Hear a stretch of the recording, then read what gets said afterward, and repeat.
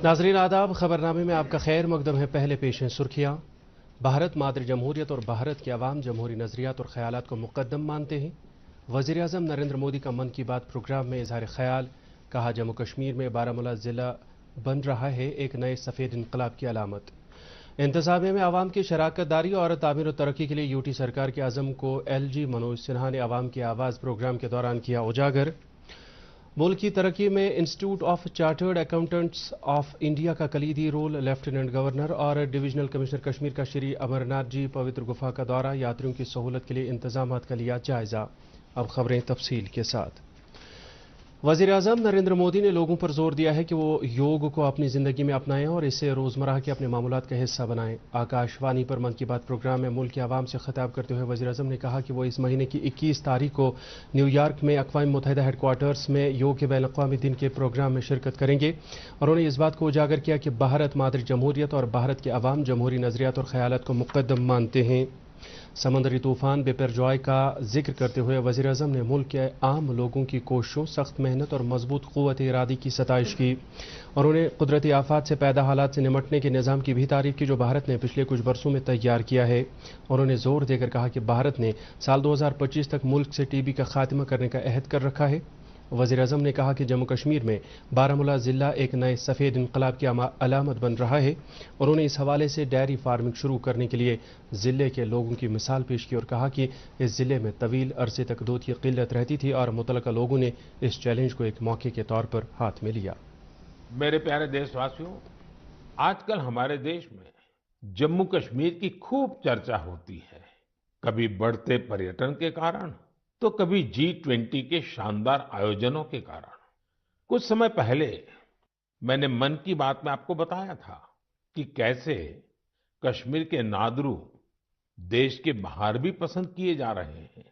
अब जम्मू कश्मीर के बारामूला जिले के लोगों ने एक कमाल कर दिखाया है। बारामूला में खेतीबाड़ी तो काफी समय से होती है, लेकिन यहाँ दूध की कमी रहती थी। बारामूला के लोगों ने इस चुनौती को एक अवसर के रूप में लिया। यहाँ बड़ी संख्या में लोगों ने डेयरी का काम शुरू किया। इस काम में सबसे आगे यहाँ की महिलाएं आई, जैसे कि एक बहन है इशरत नबी।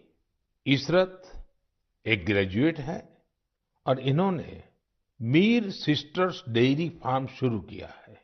उनके डेयरी फार्म से हर दिन करीब 150 लीटर दूध की बिक्री हो रही है। ऐसे ही सोपोर के एक साथी हैं वसीम अनायत। वसीम के पास 2 दर्जन से ज्यादा पशु हैं और वो हर दिन 200 लीटर से ज्यादा दूध बेचते हैं। एक और युवा आबिद हुसैन भी डेयरी का काम कर रहे हैं। इनका काम भी खूब आगे बढ़ रहा है।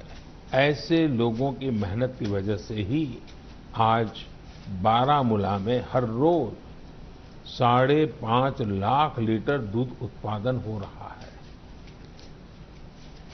वज़ीर आज़म ने छत्रपति शिवाजी महाराज को याद किया और कहा कि भगवान जगन्नाथ की तारीखी रथ यात्रा मंगल से मुल्क की मुख्तलिफ रियासतों में पूरी धूमधाम के साथ निकाली जाएगी। प्रोग्राम के दौरान वज़ीर आज़म ने कई दीगर मौज़ूआत पर भी इजहार ख्याल किया।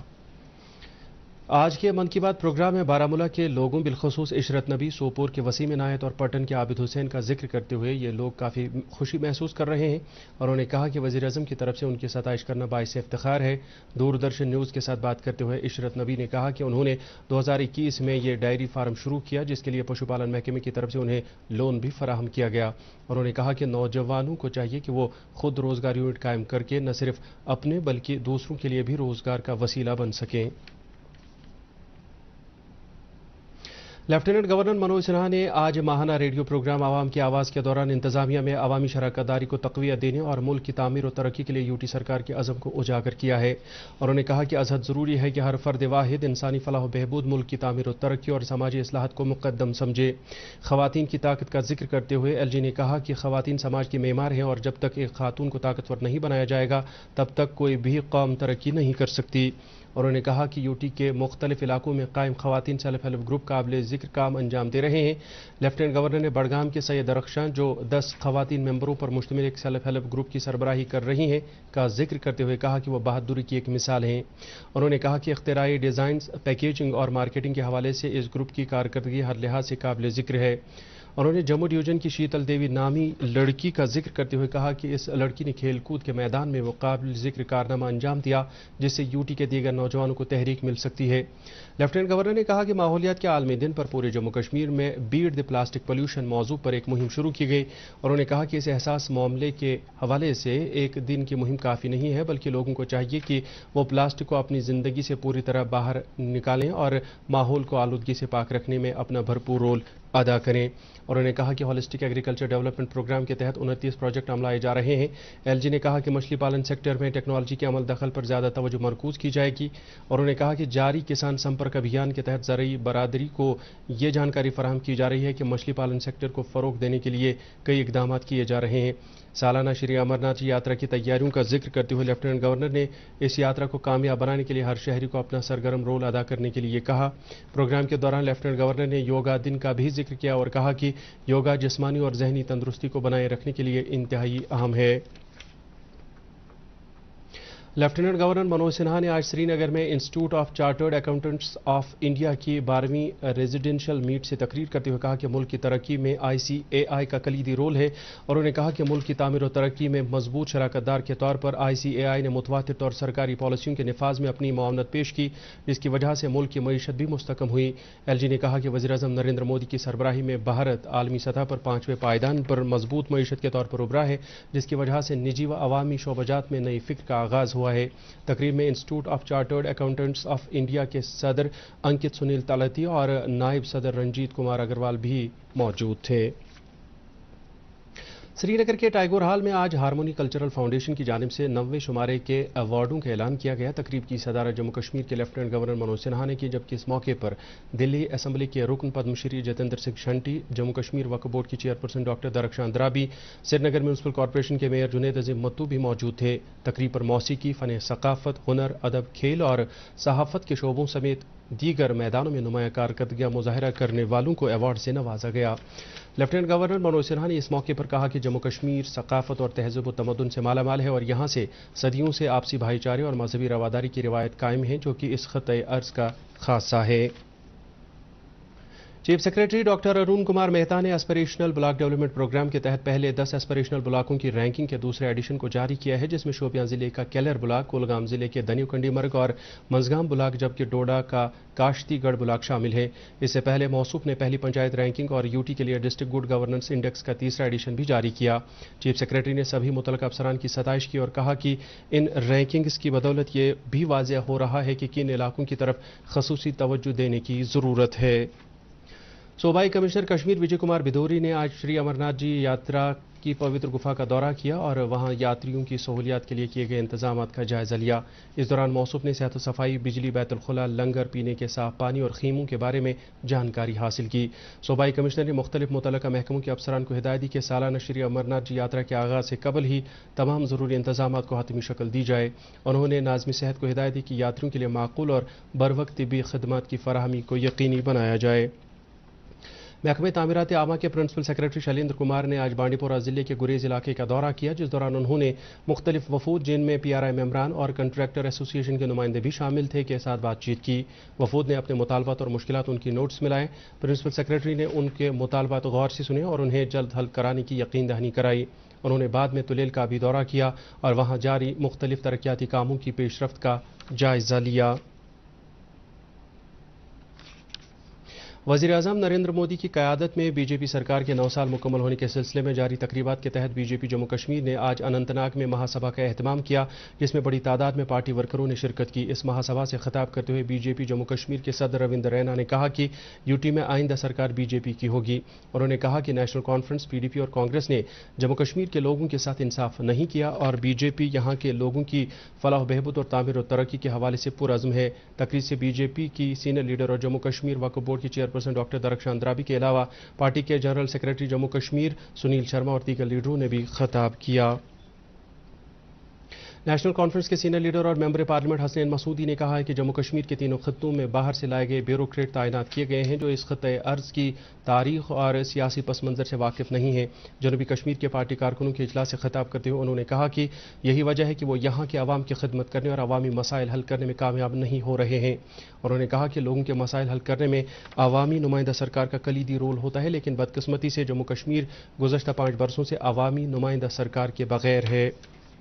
پی ڈی ایف سربراہ حکیم محمد یاسین نے 21 جون سے شروع ہونے والے حضرت سید صالح رحمۃ اللہ علیہ خان صاحب کے عرس مبارک پر زائرین کی سہولت کے لیے سبھی انتظامات کرنے کا ضلع انتظامیہ سے مطالبہ کیا ہے۔ انہوں نے عرس مبارک کے سلسلے میں زائرین کے لیے مناسب ٹرانسپورٹ، صحت، صفائی، پانی و بجلی کی متواتر سپلائی کو یقینی بنانے پر بھی زور دیا۔